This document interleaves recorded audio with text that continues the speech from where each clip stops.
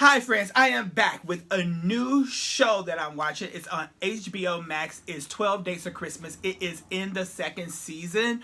Um, it's on HBO Max. I just said that. You'll need a subscription to watch it. The first season I know is showing on TBS if you have a cable provider, but if you have HBO Max, the first season and the second season is there. So they have these three contestants that they call leads that are going to be going on dates with these folks.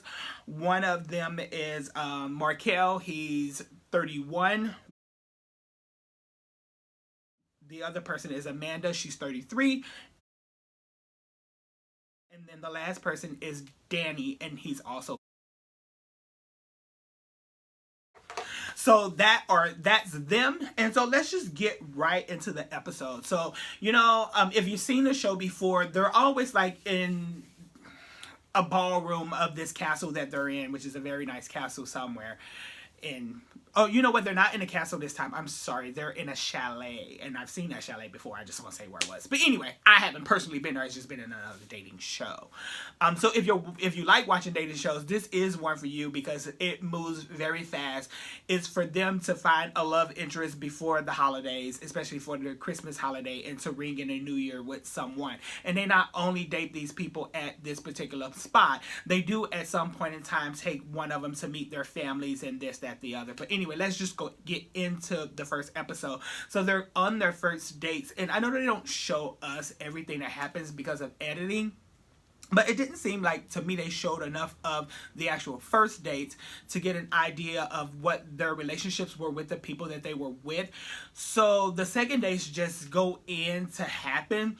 And again, I know the show has to move fast because it's only about, I don't know, however many weeks. But Amanda was dating Chrissy, and on their first dates, or even on the first day, I don't even think they got a date, they ended up kissing. And what I observed from a lot of the dating shows, when a couple starts to move as fast as they do, especially on the first day, that more than likely it doesn't seem to work out.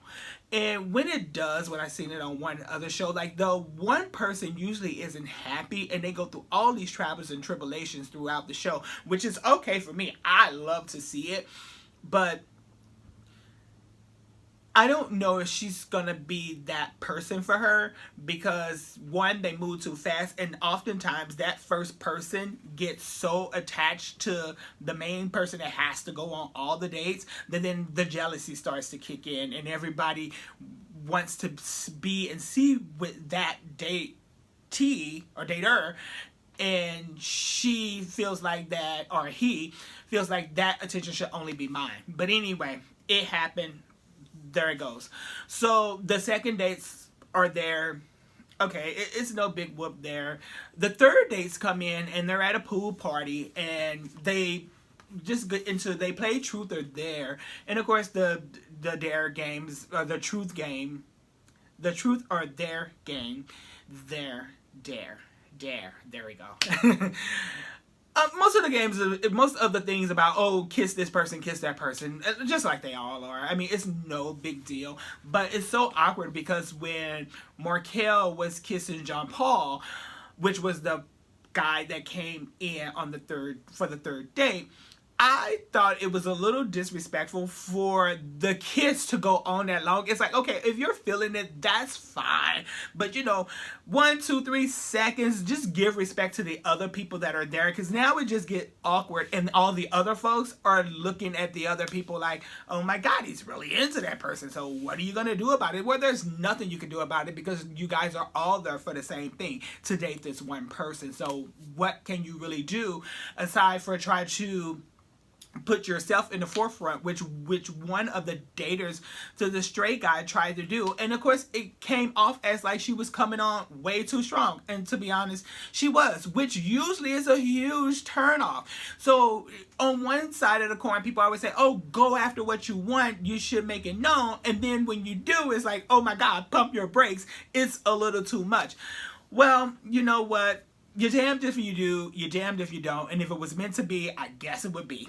I don't know. But anyway, I won't go on with too much of it with this episode, but let's just say it's elimination day. Like, this show moves pretty fast. It's elimination day, and when Markel eliminated Benji, I was kind of surprised because they had such a similar background, and just aesthetically I thought they went well together. But it is clear, looking, and I'm just gonna say it, looking at pictures of Markel, they shows his ex in pictures throughout the show. He has a certain type, and I'm sorry, Benji isn't it, but you know what, Benji, you're gonna be okay because you look pretty good. So Amanda, she eliminates her third day, and this girl, she did seem a little too attached, like right at the moment. But again, you know, it's one of those people with those strong personalities, and you know, everybody always say go after what you want, and I believe she was doing just that. But sometimes, especially in those kind of situations, I think it can be a little too strong. So I get it. Sometimes you don't do enough, because I'm one of those people that I don't do enough. And sometimes you can do too much and you pretty much get the same result. You either get rejected or you just get left behind. And you know what? Anyway, for a whole nother video, a whole nother show. But anyway, she ended up, again, booting her out because she was too aggressive. And same with Danny, the girl that Novella, I believe her name was. He ended up, anyway, a lot of the aggressive people got the boot on the first night. And it's pretty typical. But I am here for watching this series because in the middle of the night, before the show goes off, not the main contestant, which Amanda, she identifies as a lesbian woman, but her two contestants, one of them goes into the other room. I don't know the one girl's name, but I know the one is Chrissy, the one that kissed Amanda on the very first day. Oh, girl goes running into her room, and look, you don't get to see them make out, but it makes the suggestions that they're making out and hooking up, and the episode goes off. I am ready to watch part 2. If you guys are episode 2, if you guys are looking for something to watch this December, because I know sometimes television or shows get really scarce, this is one to watch. I recommend it. I am going to be vlogging about it. Like this video, comment, subscribe, hit the notification bell. It doesn't cost you anything to subscribe to this channel, but a little bit of time to watch the videos. You guys stay safe out there. Keep warm if you live in one of those places like I do, where winter is coming, because it definitely is. And I will see you guys in the next video.